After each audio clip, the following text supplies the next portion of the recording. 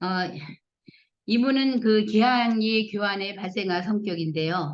아까 제가 마지막으로 그 정교 그 신자들이 정교하지 않았음에도 불구하고 신자들이 늘어난 까닭 중 하나가 그 어떠한 개인적 이익을 가지고 들어온 사람들이기 때문에 그렇다고 얘기 드렸잖아요. 그래서 그러한 사람들 때문에 발생되는 여러 가지 문제점에 대해서 얘기하겠습니다. 이 환불조약을 계기로 이게 조선은 외국인에 대한 그 그리스도교 신앙 종교의 자유가 보장하게 됩니다. 이 환불조약이 1886년에 생겼거든요. 어, 여기에서는 그러나 이 환불조약이 내국인까지의 신교의 자유를 허용한 것은 아니에요. 또 그것을 약정 내용에 명시된 것도 아니고 약정 사실을 국민 앞에서 공식적으로 선포한 것도 아닙니다. 그래서 외국인 선교사들이 지방 진출과 선교 활동이 활발해지면서 지방관이나 그러니까 그 외국 선교사들의 다닌 것을 정부가 허락하였다는 그것을 모르는 이런 지방관이나 또 지방민들 사이에 외국인 정교사 교민 사이에 분쟁이 생깁니다. 그래서 그것이 외교 문제로 확대되는 일이 벌어지는데 이것을 교환이라고 합니다. 82년, 사실 불란서하고 조약은 굉장히 늦어져요. 86년에 걸리는데요. 왜냐하면은 이 종교가 들어있기 때문에요. 불란서 사람들은 여기에 뭐라고 되냐면은 프랑스 사람은 호주를 지니면서 각처에 여행할 수 있고 또 그 조선인들을 가르치고자 하는 프랑스 국민은 무호적인 도움을 받을 수 있다. 이렇게만 해요. 거기 천주교라는 얘기를 하지 않고 언어와 문자, 법률과 예술 등 그런 거를 가르칠 사람은 가르칠 수 있고 조선 정부의 도움을 받을 수 있다. 그리고 조선 국민들이 불란서에 가도 그렇게 할 수 있다. 이러한 걸 하거든요. 그런데 아까 말씀대로 조불 조약이 선교사들의 선교 활동을 묵시적으로 허용하였을 뿐 조선인들에게 천주교를 전파하거나 믿을 경우에는 처형할 수 있는 권한은 여전히 존재합니다. 이것은 이제 척합인데 그 신미양요가 끝난 다음에 대원군이 세웠던 거잖아요. 이 척합이가 이제 다 철거가 됩니다. 이건 우리 수요원에 있는 척합이입니다. 이러한 것이 사관 6항에 있죠.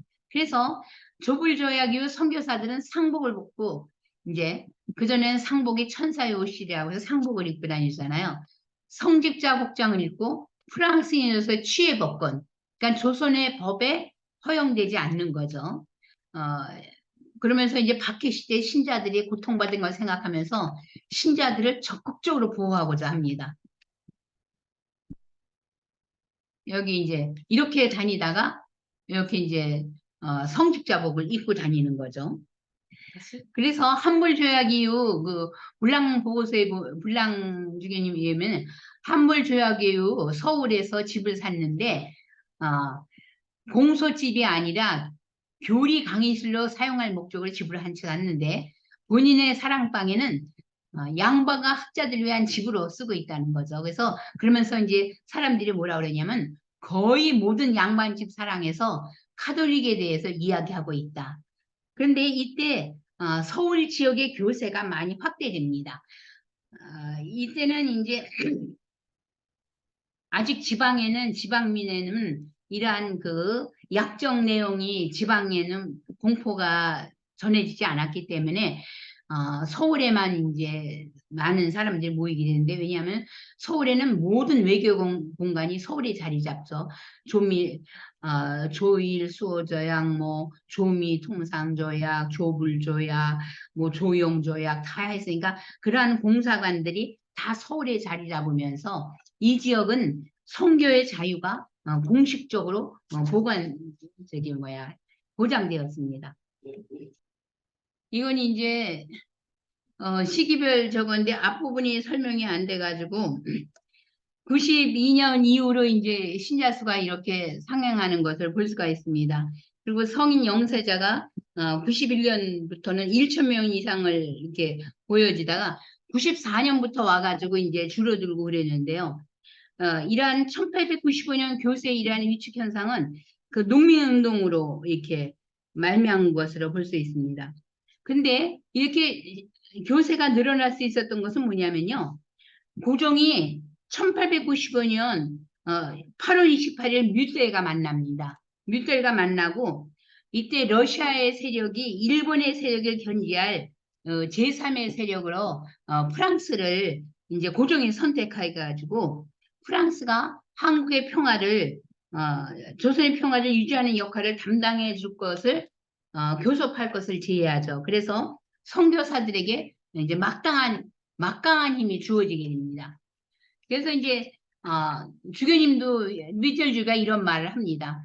동학농민운동 을비사변이라 해서 나라가 혼란에 빠지기는 하였습니다만 종교사회에 이것을 이용해 가지고 성인 영사자의 수가 급증하였다는 거죠. 그러나 정부의 정책이 어쨌든 간에 선교 현장에는 분쟁의 소지가 도처에 기다리고 있었습니다.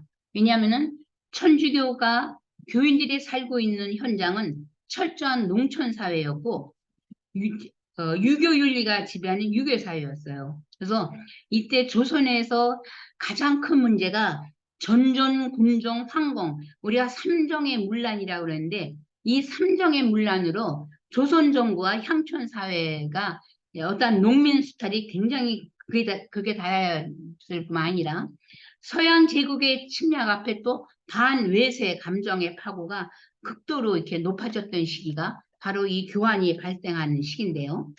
전정이라는 것은 뭐냐면은 우리가 농사짓는 땅에 매기는 토지세를 말합니다. 근데 엄밀히 말하면 토지세는 지주가 내야 되는데 이 지주와 가까운 사람 아정과 형제들이 지역의 권세가들에게 이 전세를 걷지 않고 농민들에게 수차했던 것을 우리가 전정이라고 그러고 그래서 백지징세 뭐 이런 건 뭐냐면 토지가 없는데 장부를 허위로 조직화해서 세금을 내거나 걷는 거.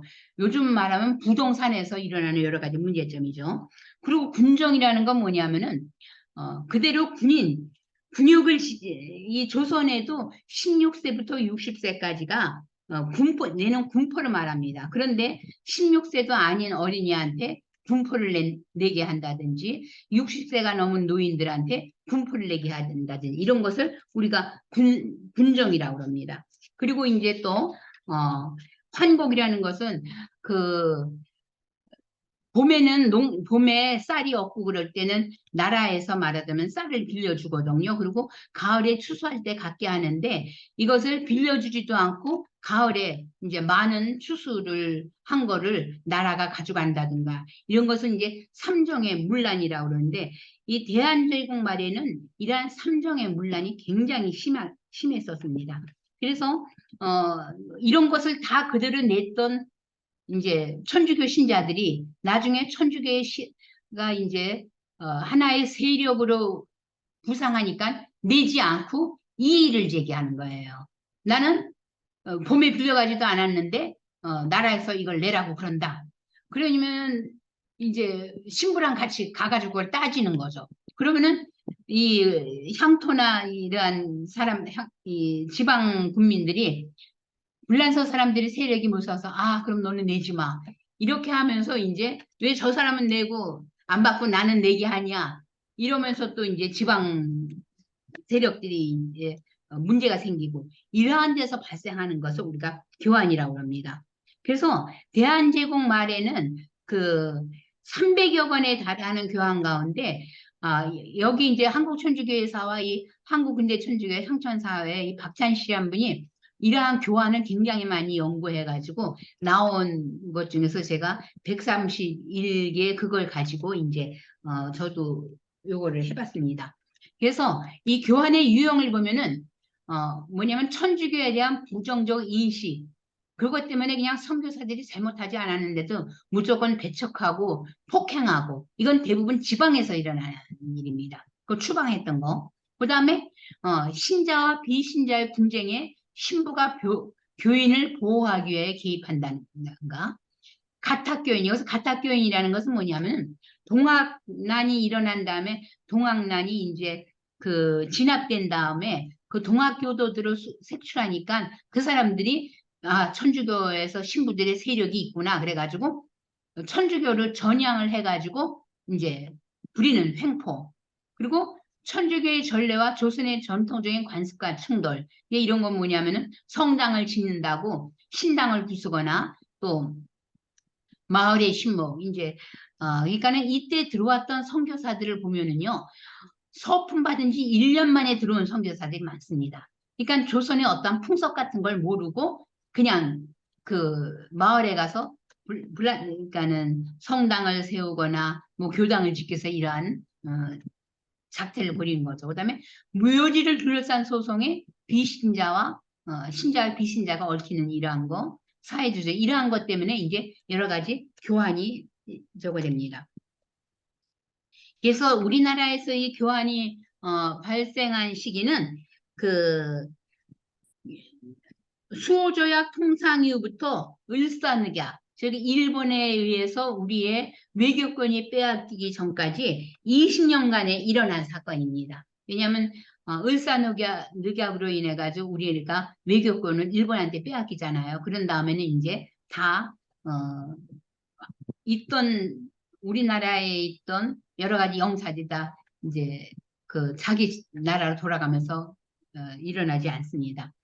그래서 이걸 세 번째 시기로 나누면요. 첫째 시기는 조불조약 이후 동학농민전쟁까지입니다. 그러니까 1886년에 조불조약이 이뤘잖아요. 그리고 1894년. 그래서 이때 일어난 것이 이제 건데 이때는 선교사들이 전국 각지를 돌아다니며 이렇게 아까 말씀드린 정교 활동을 함에 따라 지방민들이 그냥 무조건 이들을 쫓아내고 배척하고 추방하고 이렇게 하거나 그러니까 그런 이들이 원산에서 드게트 신부, 전주에서 보드네, 뭐 안변 마라발 신부 다 이게 아까 말한 대로 초기에 들어왔던 신부님들이잖아요. 그리고 또 폭행 사건인데 뭐냐면은 이제 우리나라는 총을 가지고 있지 않지만 외국 사람들은 총 지니는 데가 좀 익숙해 있으니까는 그러니까는 몸을 보호하기 위해서 총기를 들고 다니다가 이제 오발로 일어나거나 또 그 총을 가지고 이게 신부 복사가 이제 사제관에 와서 외교인이나 국민이 횡패를 부리니까는 그 총을 가지고 위협을 하다가 이제 오발이 돼가지고 사람이 죽는 일이 일어난다든가 또 서울에서 또 무슨 일이 일어나냐면 정교 신부들이 어린이를 위해서 피를 마시고 살을 막는다는 유언부여가 났어요. 그러니까 미사 드릴 때 너희는 내 피를 받아면 내 몸을 받아마시 하니까는 우리 어렸을 때도 그런 저거 있어요. 나병 환자들이 어린애들 잡아다가 뭐 먹는다나 어렸을 때 그러는 말 들은 기억이 있거든요. 그래서 망태 할아버지 쫓아가지 말아라. 망태 할아버지가 거기에다가 하다가 어린애들 잡아간다. 이제 이런 유언비어듯이 말하자면 천주교 선교사들이 어린아이를 잡아다가 그 피를 마시고 그 몸을 먹는다. 이러한 유언비어 때문에 이제 야기된 교환. 또 부당행위로 말하자면은 지방간이 외인들을 변호함으로써 교인들이 거기에 일을 일으키면서 나고 또 정교신문한 선교사가 외교적 특권을 발동해서 교인들을 이제 보호하기 위해서 개입하게 된 사건들 이런 것들 또 교민의 같은 이와 같이 박해에서 벗어나 해방과 자유기를 누리게 된 교회와 교인 그리고 석사와 배회를 고집하는 민간인들 사이에 필연적으로 이 교환은 나타날 수밖에 없습니다. 그러나 이 초기에는 주로 지방관에 의해서 이제 천주교 신자들이 그냥 천주교 신이라는 박해로 일어나서 교환이 이때는 정말 많습니다. 그냥 싫다고 외교관, 그러니까는 사직안을 파기하거나 이런 것들이 다 이런 거죠. 그리고 요게 이제 그 책에서 제가 한 건데요. 바로 포졸들이 괜히 신자천 수색해가지고 교민들을 오게 가다고서 뭐 금전을 착취한다든가 또 교민들이 민인들에게 약탈당하고 협박을 받는다든가 이제 신자이기 때문에 또 신부의 숙소를 습격한다든가 이런 것 대부분 초기에는 이렇게 천주교 신자들이 일반적으로 당하는 이러한 교환인데 근데 그전 같으면 그냥 피하고 도망가고 그랬을 텐데 이제는 신부들이 이제 나라에다가 말하자면은 잘못됐다 하고 고소를 하게 되는 거죠. 그래서 일어난 교환들이 바로 초기의 교환입니다. 이 윤복문이도 그때 그래서 준 거, 지금 이거 윤복문 묘죠. 그리고 둘째 시기는 동학농민운동과 교민조약까지인데 이때는 1895년과 1899년. 이때는 정말 조선의 분열과 약함이 드러나고 외세의 세력이 이때부터 굉장히 압력이 커져가는 시기가 바로 이 시기입니다. 동학농민운동이 확장되자 고종과 민씨의 일가가 청나라에 원병을 청하고 일본도 청나라가 조선에 개입할 때는 우리도 같이 개입한다는 어떤 텐진 조약이 있었거든요. 그래서 일본도 텐진 조약을 빌미로 군대를 동원해 가지고 우리나라 안에서 청일 전쟁이 일어납니다. 그러니까 자기네 조선과 일본의 전쟁이 아니 저기 뭐 중국과 일본의 전쟁이 조선의 국토에서 일어나는 게 되죠. 그러면서 이제 이 동학도들이 자기네로 말미암아서 전쟁이 일어났으니까 이 운동을 이제 저기 안 하려고 그러는데 그래도 이미 이제 전쟁이 일어났죠. 그리고 전봉준이 사형되고 아까 말씀대로 윗대일주교와 고종 황제가 만나면서 그 천주교의 세력이 아주 커져가는 시기가 이 시기입니다. 여기 이제 보면은 어, 양반들에게 그 충남 신창에서 일어난 이러한 사건 보세요. 양반들에게 금전을 빼앗기자 이를 복수하려고 입교해가지고 교민들과 더불어 그 사람을 오히려 가가지고 늑탈하고 돈을 다시 뺏어오는 거죠. 이제 힘과 힘의 겨루기가 시작되는 겁니다. 그다음에 또 장지가 교민의 소유지에 근접하자 또 교민들이 그거를 못하게 막는다든가 그 하여간 교민들이 이때는 자기네가 손해를 받으면 절대로 손해를 안 봤어요. 같이 맞싸우든가 아니면은 다른 방법으로 뺏어오는 거죠. 그때 그렇게 시작하는 시기가 바로 이 두 번째 시기입니다. 그리고 셋째 시기는 교민조약에서 을사조약, 을사늑약까지죠.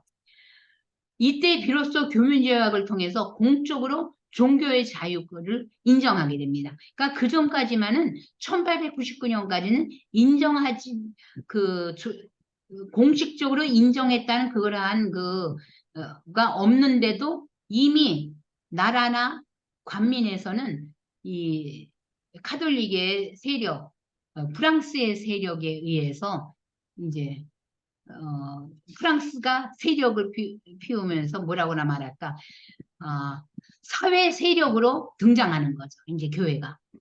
그래서 이때 정말 제주교화는 이거는 뭐 한 시간 가지고도 안 될 저거 한데 교회가 민난 세력과 충돌해가지고 하나의 민난이 돼가지고 한 300명에서 350명이나 되는 교우들을 이제 제주도 지방민들이 합세해가지고 죽이는 사건이 바로 이때 일어납니다. 또 지대교환이라 해서 이때는 교회와 지방 세력과 충돌, 친일 세력과의 충돌. 그러니까는 이거는 이제 하느님의 말씀을 전하는 교회가 아니라 힘겨루기를 하는 교회가 되는 겁니다. 복음의 교회가 아니라. 그러나 이 교환들 안에서 오히려 교회는 지방민들에게 거부당합니다.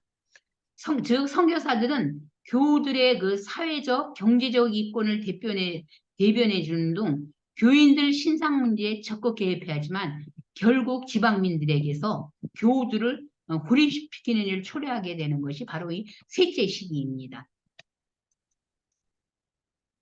이건 다 그런 것들을 이제 여러분들이 아마 이러한 교환이 구글 같은 데서도 아마 있을 거예요. 그래서 교회가 세력화되면서 얼마나 하느님의 뜻과 멀어져 가고 있는가. 그러니까 가난한 이들과 함께 하지 않는 교회가 정말 교회일 수 없다는 것을 이 교환을 통해서 여러분들이 알 수 있게 됩니다. 여기 보면 최교의 부채 문제를 교민들이 착당해서 일으키는 거잖아요. 그래서 이러한 조약들이 계속 맺어지는 겁니다. 여기 보면은요, 교민 조약에도 교민 범법자 신부가 보호 응립하지 못함 이러한 법이 다 생기는 거예요. 그러니까는 물론 교민 범법자인 경우도 있고 아닌 경우도 있지만은 이제 교민들이 신부한테 가면은 신부가 안 내주는 거예요. 그리고 그러니까 이러한 것이 법으로 되는 겁니다. 그리고 각종 교폐에 대해서 교인들이 일으키는 그러한 교폐에 대해서 지방간이 바로잡으라 이러한 명령들. 그래서 이러한 조약들이 맺어지는 겁니다. 신앙의 자유화가 오면서. 여기 보시면은요, 1887년, 94년 이렇게 보면은 그 교환의 원인이 보면은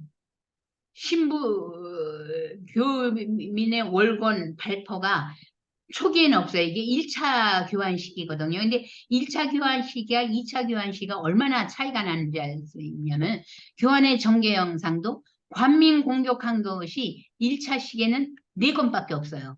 근데 마지막 시기하면 39건이어야 되는 겁니다. 근데 교회는 절대로 손해보지 않고 오히려 관민을 위협하는 교회가 되고 가는 겁니다. 그러니까는 열강의 세력이 우리나라를 말하자면 침입하고 우리가 일본의 식민지화 되듯이 교회가 이제 그 교회가 일반 외인들을 말하자면 억압하는 그러한 시대가 이때가 되는 겁니다. 그리고 교민 체포민 처벌은 첫 번째 시기는 12건이 12건인데 마지막 시기는 4건밖에 없습니다. 그러니까 이걸 봐서도 얼마만큼 이 교회가 힘을 발휘하고 있는 거를 우리가 알 수 있습니다. 아까 이 둘째 시기는요, 그, 둘째 시기, 이건 말씀드렸고, 그래서 제가 여기서 오늘은 그 문제가 됐던 교환 중에서 강경포 교환과 이 지도 교환을 통해서 교회가 어떤 식으로 이 향촌 사회와 마찰을 빚었는지를 잠깐 말씀드릴까 합니다. 강경포 교환이라는 것은 나바위, 지금 나바위 있죠? 거기를 강경포라고 그랬는데 1899년 이거는 교민조약이 체결한 직후 발생한 교환입니다. 그러니까는 거기에 거주하는 천주교 선자 김치민이 외교인 조홍도에게 소금을 산 뒤 그 값을 치르지 못해서 시비가 일어났어요. 값을 치르지 못했으면 나중에 치워주면 되는데 말하자면은 이 김치문이 나바이의 그 초대 분당 신부를 재임하고 있던 베르모레 신부님을 찾아가서 자기가 소금값을 치러줘서 싸움했다. 그런 것보다도 조홍도가 내가 이거, 소금값을 뭐 조금 저랬더니 막 천주교를 욕을 하더라. 이제 천주교인을 모독하는 말을 했다 하면서 호소한 뒤 물러갔어요. 그러니까 베르모레 신부가 가서 즉시 조홍도를 잡아오게 한 겁니다. 그 소금값 때문에 이제 그 비신자와 교민 사이에 일어나있으니까. 그래서 그 진상을 너 왜 소금값 문제는 소금값 문제만 하지 왜 천주교 신자를 욕했느냐 이제 밝히게 했던 거죠. 그러나 조홍도가 나는 그렇게 욕한 적 없다. 그 사실을 부인하자 이제 다시 김치문과 이제 대지를 시키려는 목적으로 김치문을 찾았는데 김치문이 없는 거예요. 그래서 수송을 했는데 그날 밤 조홍도를 돌려보내지 않고 한 객주에 잡아뒀습니다. 김치문을 한 다음에 이제 대질신문을 시키려고요. 이게 사실 신부가 할 일이 아니거든요. 이 무리한 처사 흥반한 나머지 이튿날 강경포와 황산포에서 무수한 사람들이 몰려와서 베르모레 신부의 사제관으로 몰려가가지고 복사하고 마부 이제 신부님이 다닐 때 말을 타고 다니는 마부에게 폭행을 가가고 베르모레 신부를 위협했습니다. 그 둘이 싸우는데 왜 네가 개입해가지고 그 사람을 잡아갔냐 하면서 이제 위협을 한 거죠. 이제 베르모레 신부님은 다급해져가지고 은진군수에서 찾아가서 사실을 말하자 이제 은진군수가 이 사실을 알게 됨으로써 베르모르 신부는 귀환했습니다. 그런데 이 사건이 외교 문제까지 확대된 이유는요. 이때 전주의 전주본당에 있던 보드네 신부가 이 사실을 벌써 알았던 거예요. 그러니까 아까도 앞에 강의에서 했듯이 이 신자들의 연락망이 엄청나게 빠른 거예요. 그러자 이것도 박해가 일어나는가 보다. 그래서 서울주교관에 신부의 위협을 알리는 전보를 발송합니다. 이 보드네 신부가. 강경포 최성진 의당 수천 명이 장교사 집 타파 물건 탈거 뭐 복역 등 난타 사경 교사까지 구타해서 아주 너무 위험하다. 신부 베르모르 신부가 위험하다 그렇게 합니다. 그러니까 밑에 또 이 프랑스 공사를 통해서 이 사실을 외부 조선 정부 외부에 알리고 선교사의 구출과 사건의 조사를 요청합니다. 그래서 프랑스 공사로부터 이 사건의 소식을 들은 외부에서 그러니까는 환불 조약의 규정에 따라 충청도와 전라도 관찰사에게 베르메르 신부를 구출하고 사건을 조사하도록 이제 명령을 내리죠. 이러자 이 관찰사들이 군대를 이끌고 강정포로 갑니다. 그러니까는 신부는 이미 귀환을 했고 소요도 진정되었으므로 군대를 철수하고 그거 별일 아니었다. 신부도 귀환했고 이제 끝났다. 그러니까 또 이제 외부에서 그 내용을 별일 없이 다 끝냈다 얘들아 하고 프랑스 공사에게 통보했습니다. 그러면 문제가 간단할 것 같은데 여기서 끝나지 않은 게 당시 은진 군수가 관찰사에게 보고한 내용에는 베르메르 신부가 상해당한 일이 없다고 했는데 베르모르 신부가 여기에 이의를 제기한 거예요. 그리고 프랑스 공사를 통해 다시 고소를 합니다. 즉 자기는 조홍도를 붙잡도록 2명밖에 보내지 않았는데 그 조홍도 중에서 수십 명을 보냈고 자기가 입은 손해가 대단한 것이 아니라는데 자기는 이 조홍도는 자기를 포로로 취급하고 그의 머리를 풀고 옷을 찢고 포승했다. 이런 주장은 속임수다. 왜냐하면은 그러니까는 그냥 옷을 찢고 포승했었지 베르모르 신부를 구타 안 했다고 했는데 그건 거짓이다. 왜냐하면 조를 석방시키러 온 자들이 내가 그를 죽이려고 했다고 고소하기 위해 꾸며낸 것이다. 그런 일이 없다는 거죠. 그러니까는 자기는 조홍도를 일하게 하지 않았다는 거죠. 나는 그를 학대한 일이었고 다만 신문을 한다면 잘못이 드러나면 군수에게 보내려야 하는데 불과했다. 그래서 다시 또 뮤텔주교가 이 베르모르 신부가 쓴 편지와 함께 교회 측의 진상 보고서를 프랑스 공사에게 보내면서 다시 거짓 보고에 대해서 항의합니다. 그러니까 또 이제 조선 정부에서는 조홍도의 무리가 그를 구출한 것은 당연한 일이며 그들이 기물을 부수고 여러 사람에게 중상을 입힌 것에 대해서는 지방감이 엄히 다스릴 것이지만 베르모르 신부가 자기가 뭐라고 죄 없는 평면을 받아들여 구금한 일에 대해서는 책임을 물어야 된다. 회답하죠. 또 프랑스 공무사가 항의하죠. 신부 댁을 습격한 자들은 조홍도의 친척도 아니고 난민들이었다. 이제 난민들이 되는 거예요. 그리고 조홍도도 죽을 위험에 처해 있지 않다. 그러니까는 주모자, 베르모르 신부를 그렇게 한 주모자의 처벌과 손해배상, 지방 간의 견책을 요구했으나 외부에서는 우린 사법권이 없으니까 그런 일을 할 수 없다. 그러니까는 프랑스 공사가 사법권이 있는 한성재판소에 소송을 제기하는 겁니다. 그러니까는 소공 문제 때문에 이런 것이 이렇게 크게 벌어지는 거죠. 그러자 앞서 외부에서는 이러한 거예요. 천주교인도 동포인이 서로 사랑해야 할 것이다. 이런 거를 강경표 이제 신자들에게 보내고 이제 신문에서는 또 이것이 대서특필되면서 이 문제가 큰 문제가 되는 거죠. 그래서 결국은 이 재판서에서 징역형을 선고받 3명의 주모자들이 징역 10년과 폐장 100대를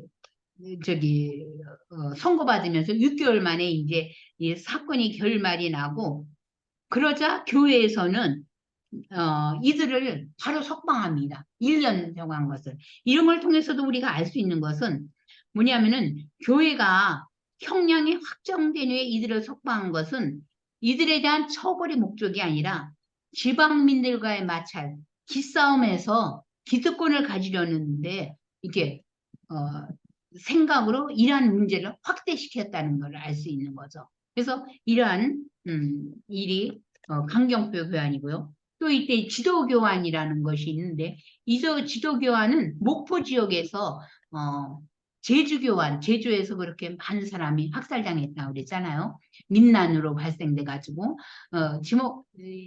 그때 이제 일어난 교환인데 물론 제주교환하고는 조금 차이가 있습니다. 왜냐하면 어, 정계 양상에 세패 때문에 일어난 것은 사실이지만 제주교회안들은 교민들이 서울 한성에서 포괴된 봉쇄관과 결탁을 해가지고 민인들을 잡기위해서 밀란으로 일어나면서 이것이 아주 큰 사건으로 일어나는데 지도교화는 교회가 민인들을 지방 간의 수탈로 보호하려고 한 데서 일어난 교환입니다.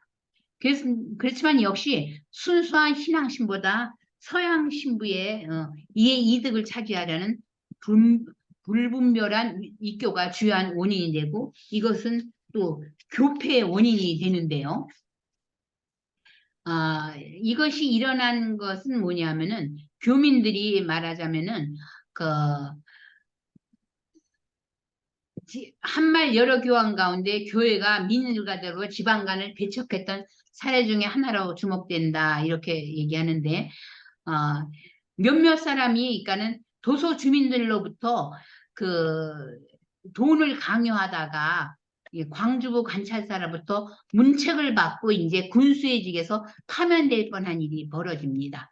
그러자 그 조소 지도군수 그러니까 모면하기 위해서 도서 지역 주민들로부터 10만 양을 걷어서 관찰사에게 바치려고 합니다. 그러니까는 이때 삼정의 문란으로 이제 벼슬 같은 거를 돈으로 이게 사고 파는 일이 많았을 때잖아요.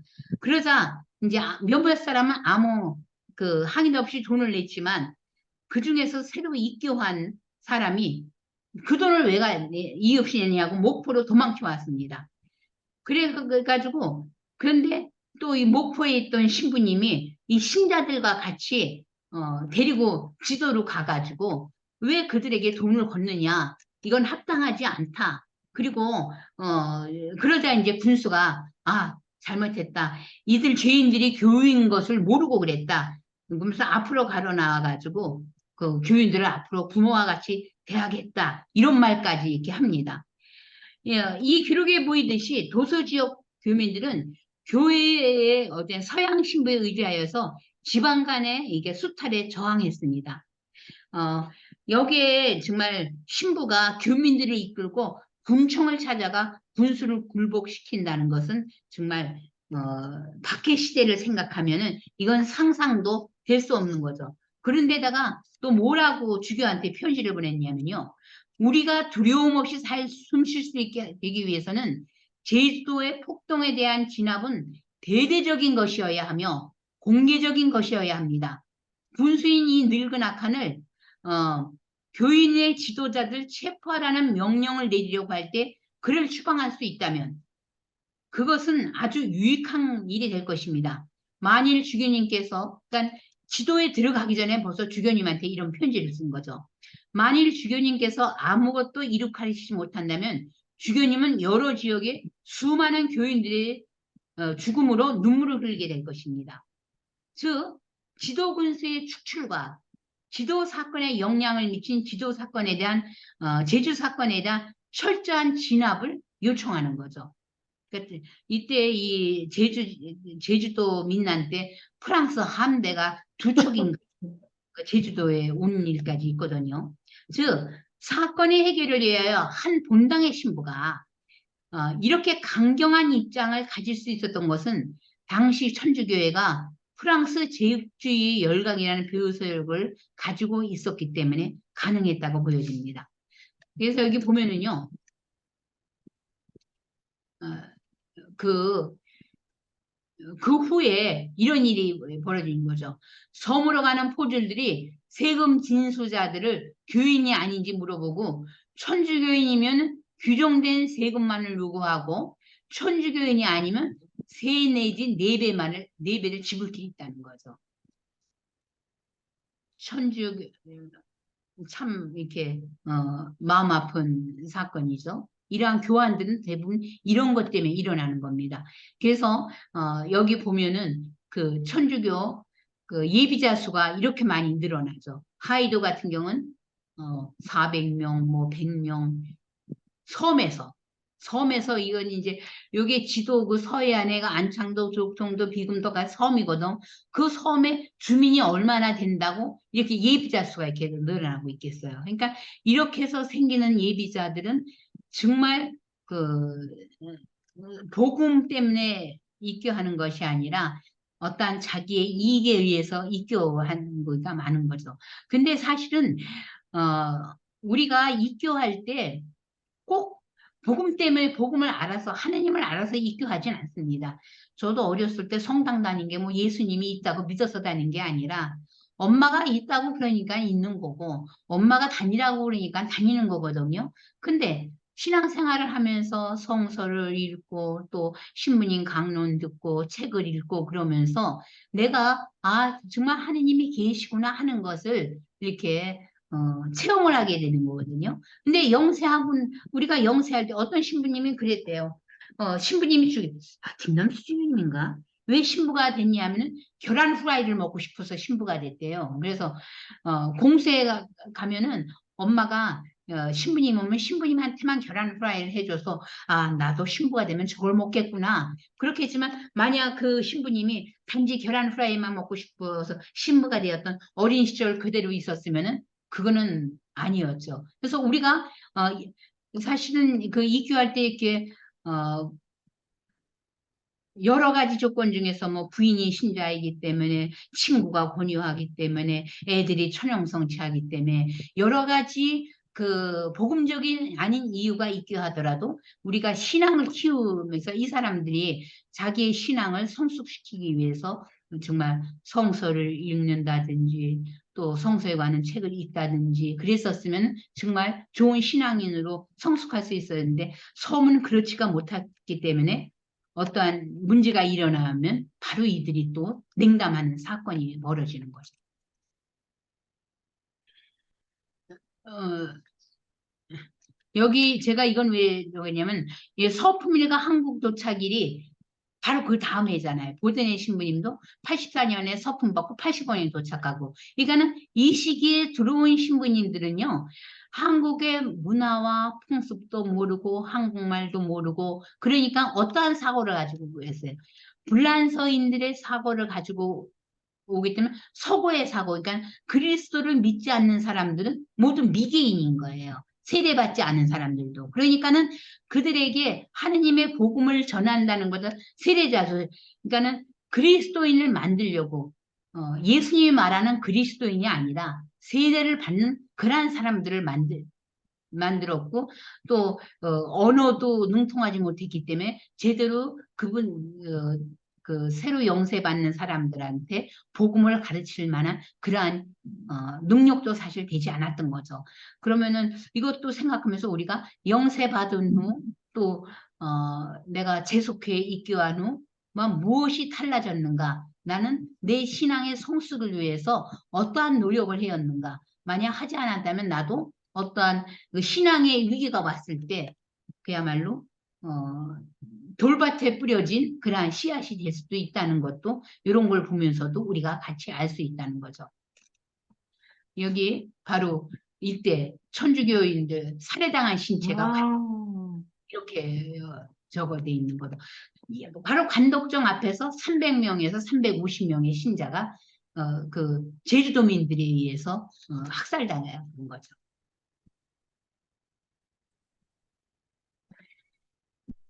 이 우리가 사실 어, 당시 물론 지방의 행적이 굉장히 문란했고 중앙 그 관직의 잦은 인사 개편과 외세 압력 등이 저기 뭐야 선교사들로 하여금 말하자면 교회가 교인들의 편에서 교인들의 생명과 재산을 보호하려고 했지만 그 계획과 간섭이 때때로 지나쳐가지고 신자들을 잘못 인도하는 경우가 굉장히 많았다는 거죠. 우리가 교회가 가난한 사람들의 또 편에서 그들과 같이 싸워야 되는 것은 물론 가난한 사람들이 다 옳기 때문만은 아닙니다. 그들의 편이 없기 때문이기 때문에 우리가 가난한 사람들과 같이 하면서도 옳고 그름을 그들에게 알려주기 위해서는 내가 신앙 안에서 이게 어떤 분별력, 미래의 양심 성찰이나 성서나 그런 걸 통해서 이렇게 성찰할 수 있는 힘이 있어야 되는 거죠. 그래서 해서 교환을 하는 것은 뭐냐면 황해도 교환인데 이 황해도에서는 한 여섯 일곱쯤에서 계속 교환이 발생해 가지고 중앙에서 사역사가 파견되자 이제 교회의 힘을 믿고 이제 이건 내가 잘못했다고 생각한 사람들도 있었을 거잖아요. 그러자 두려움에 떨리는 신자들을 향해서 빌레임 신부가 이렇게 말했답니다. 본국 정부의 군함을 요청하여 여러분 모두를 프랑스로 실어갈 것이니 염려하지 말라고 말하자면은 그러자 교인들이 포졸들의 체포에 불응하면서 우리는 조선 사람이 아니다. 우리는 이제 세례받았던 있기 때문에 불라서인이다. 이렇게 말을 하면서까지 내가 한 행위가 옳고 그름에 상관없이 정당하게 하면서 이렇게 국가에 대응했다는 거죠. 이러한 교환에 말하자면은 발생과 처리 과정에서 복음의 정신을 찾아볼 수 없고 오직 열강의 힘을 믿고 외부 세력에 이러한 이렇게 의존하는 이러한 선교의 모습이 이 당시 교환을 발생했던 원인이 된 거죠. 사실 모든 인간은 행복한 삶을 원합니다. 우리가 이게 복음을 전하는 이유 또 바로 행복하기 위해서죠. 그러나 복음이 말하는 행복은 산상설교에 대한 것입니다. 진복 팔단의 정신이죠. 교환이 인해서 말하는 이러한 것은 아니죠. 우리가 진보팔단 알고 있잖아요. 마음이 가난한 사람 행복하다. 하늘나라가 그들의 것이다. 이러한 모든 것들. 1901년 한 제주 교환을 해결하기 위해 프랑스 함대 서프라이즈호와 알로에르토아가 파견된 것이나 전라도 지도 교환을 해결하기 위해서도 프랑스 군함이 파견됐습니다. 해서 교환 때의 빌랑 신부의 발언 등은 모두 복음의 정신과 상반된 것입니다. 이렇게 교회의 사회적 세력이 나날이 커져가고 민인들이 믿지 않는 사람들이 천주교인들을 두려운 마음으로 대하였을 때 선교사들과 신자들이 과연 복음이 말하는 행복을 누렸을까? 저는 아니었다고 생각합니다. 자만심이죠. 이제 너희들은 나를 어떻게 하지 못해. 교만한 마음을 가졌지 그 예수님이 말하는 이러한 행복을 누리지 못하였을 것입니다. 조불조약 이후 교회는 주님께서 너희는 좁은 문으로 들어가라는 말씀을 어쩌면 포기한 것 같습니다. 양대인의 힘이었던 거죠. 교회가 너무 커서 들어갈 수가 없었을 것입니다. 주님께서는 섬기러 왔고 섬기는 사람이 되라고 말씀하셨고 칼을 쓴 자는 칼로 망한다고도 말씀하셨습니다. 교회는 신앙의 자유화와 교세 확보를 위해 예수님의 자비와 용서가 아닌 세속의 힘에 더 많이 의지함으로써 이러한 문제가 발생했다는 것입니다. 교환의 막바지에 이르면 교세는 확연히 내림세를 보이기 시작합니다.